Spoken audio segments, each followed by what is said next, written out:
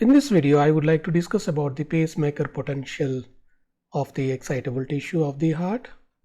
As we know, we have the conducting system in the heart, starting from SA node and then internodal fibers, AV node, his bundle, left bundle branch, right bundle branch, and Purkinje fibers.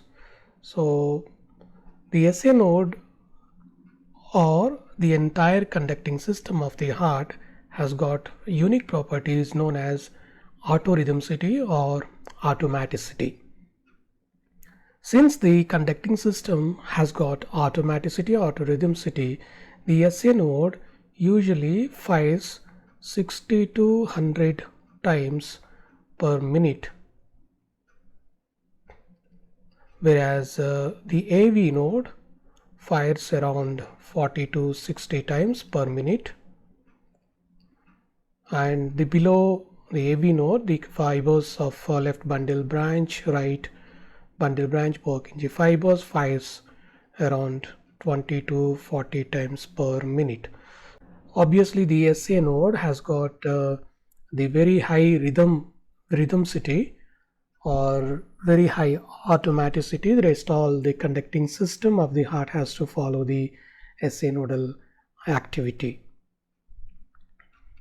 So this kind of unique property of automaticity or autorhythmicity is seen elsewhere in the body, particularly in the smooth muscles and pre-Bötzinger complex of the respiratory center in the medulla oblongata.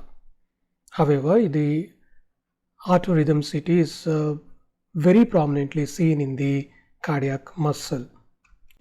And now let us see how the action potentials of the pacemaker tissue looks like. And I just drawing the pacemaker action potential gradually reaches to the threshold and it gives the spike, depolarization and repolarization, again prepotential, spike, prepotential, threshold, spike, depolarization. So this is how the pacemaker electrical activity looks like. The resting membrane potential, coming to the resting membrane potential lies around 60 to 50, minus 60 to minus 50 millivolts. The threshold of the pacemaker action potential is lying around 40 millivolts, minus 40, and the spike may touches up to the plus 10 millivolts or at times 20 milliwatt. So this is how the resting membrane potential of the pacemaker is highly unstable. We should not say it's a resting membrane potential, it's unstable resting membrane potential. So this entire area is known as prepotential. So the prepotential is nothing but the gradual decreasing the membrane potential, which is taking the membrane potential towards the threshold minus 40. Once it reaches the threshold, automatically we have depolarization and repolarization. Again prepotential, slow prepotential reaching the threshold, spike, so on. The action potential continues. This is how the automaticity or rhythmicity of excitable tissue, particularly SA node, is seen. And now the prepotential here is very important aspect or important part of the action potential over here. So this phase is known as phase 4, and this phase is 0, depolarization, and this phase is 3, repolarization. Again phase 4, 0, 3. So we don't have phase 1 and phase 2. Unlike cardiac action potential, phase 1 is the initial repolarization, phase 2 is the sustained repolarization or plateau phase. So those two phases are absent in the pacemaker action potential. We have only phase 4, phase 0, phase 3. Pre-potential reaching to the threshold, spike, that is depolarization, and again repolarization. So let us see how the molecular basis or molecules or potentials contributing the pacemaker action potentials. Now I just drawing the cell. So pacemaker cell or excitable tissue cell. Right. So now let us see the pre-potential, gradual, slow depolarization, we can say. So this is happening because of leaky sodium channels into the excitable tissue. So there are leaky channels called funny current channels, sodium funny current channels. These channels named after funny current channels because these channels usually triggers their activation without any stimulus. That's the reason why these sodium channels are named after funny current channels. In fact, they are the leaky channels without any stimulus. These positive the potentials once accumulates inside the cell, they triggers the activation of the calcium channels. So these calcium channels are voltage gated calcium channels. So these calcium channels are of two type. One is long lasting and second is transient calcium channels. So the initial phase of the pre-potential from this to this, from here to here, gradual depolarization phase, usually maintained or implicated by mainly sodium, majority by the sodium, influx by the funny current channels, and the some extent up to some extent by the long lasting calcium channels. In fact, the transient calcium channels also activates in the threshold level. Once the transient calcium channels fully active, so they promotes more and more calcium inside, so that it brings about the spike potential depolarization. Now the phase 4 or pre-potential is responsible for funny current sodium channels, leaky channels, and majority of long lasting calcium channels, and very minimal contribution by the transient calcium channels. Remember, these long lasting and transient calcium channels are voltage gated channels. As the voltage build up inside the cell due to accumulation of the sodium, these calcium channels get activated and they promotes the further action potential phases of the pacemaker electrical activity.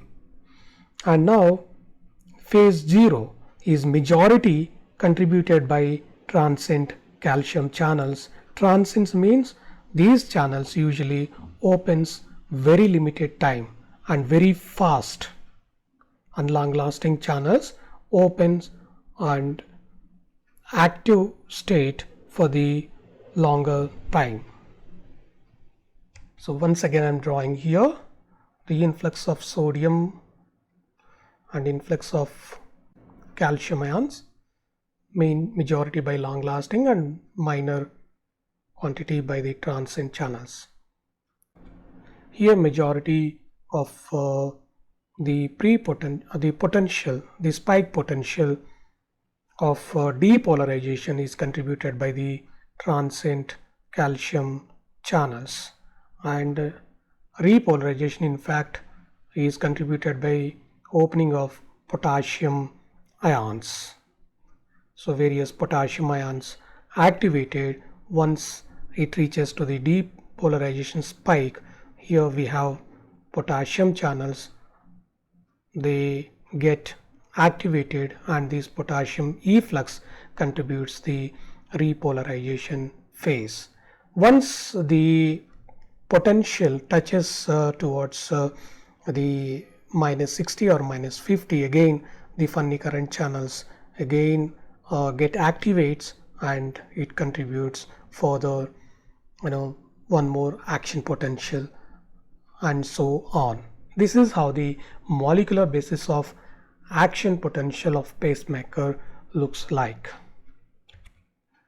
And we know the heart usually innervated with the two divisions of the autonomic nervous system. One is sympathetic division of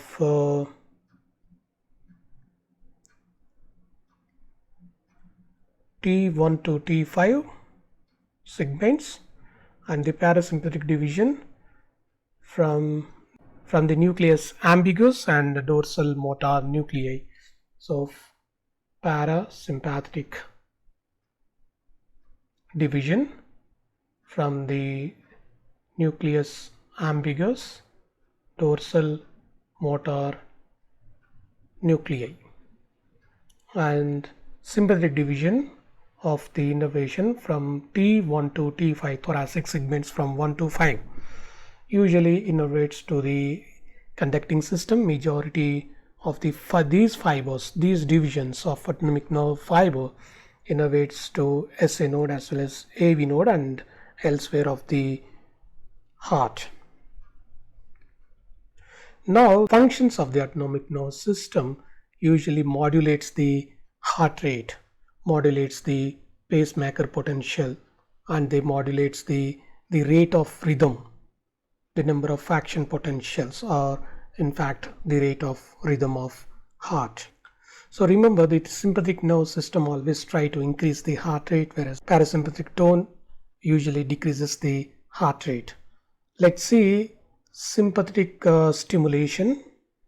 For example, this is the sympathetic division innervating to the SA node. The sympathetic stimulation activates the beta 1 receptor, and particularly this beta 1 receptor activates G protein and subunit of GS, S for stimulus. This GS further activates ATP, converts the ATP to cyclic AMP. So the cyclic AMP activates protein kinase A or protein kinase C.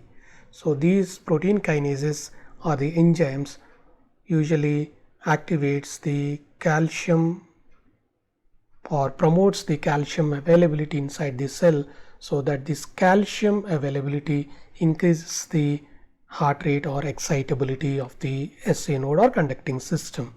The other hand, as we have the parasympathetic division, so parasympathetic division activation, stimulation of the parasympathetic nerve fibers leads to the stimulation of the M2 receptor over the conducting cells, particularly SA node or AV node, and this M2 receptor activates the G protein of I for inhibition.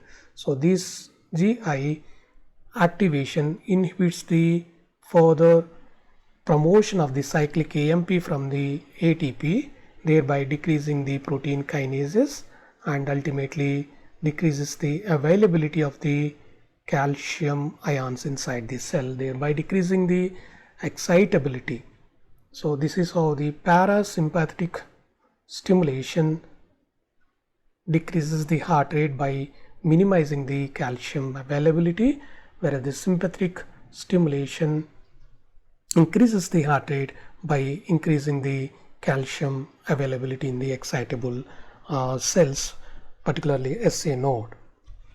Then how the parasympathetic and sympathetic stimulation leads to the increase and decreasing the number of autorhythmic activation or number of spike potential in the SA node. So upon this sympathetic stimulation, the pre-potential which is there actually shows something like this, and again pre-potential becomes very steep. Again one more, so on. So this is how the sympathetic, the stimulation brings about the increasing the steepness. So we can remember, we can actually notice here this is normal slope of the pre-potential over here, and upon this sympathetic stimulation the slope of the pre-potential increases its steepness. So that is where it decreasing the time to reach the threshold, and thereby the spike potential is possible. So that is how the sympathetic stimulation usually increases the heart rate in given time. So this is how the sympathetic stimulation looks like during the stimulation of the sympathetic division of the autonomic fibers. Now coming to the parasympathetic stimulation. Upon the parasympathetic stimulation, we would see the spike potentials with flattened slope. The slope of the pre-potential here, so this is normal pre-potential.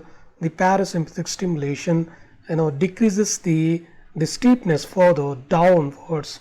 This is called flattening of the pre-potential, and thereby it decreases the rate of rhythm in given time. So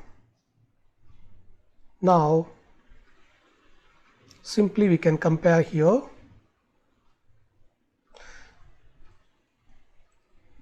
So this is normal. See, this is normal slope of the pre-potential, and this is flattened pre-potential, and this is steepened pre-potential. This is seen in sympathetic stimulation, this is parasympathetic stimulation, this is normal activity. So this is how the normal activity of action potential of pacemaker cells and sympathetic stimulation and parasympathetic stimulation increase or decrease the heart rate by increasing and decreasing the calcium availability by various receptors.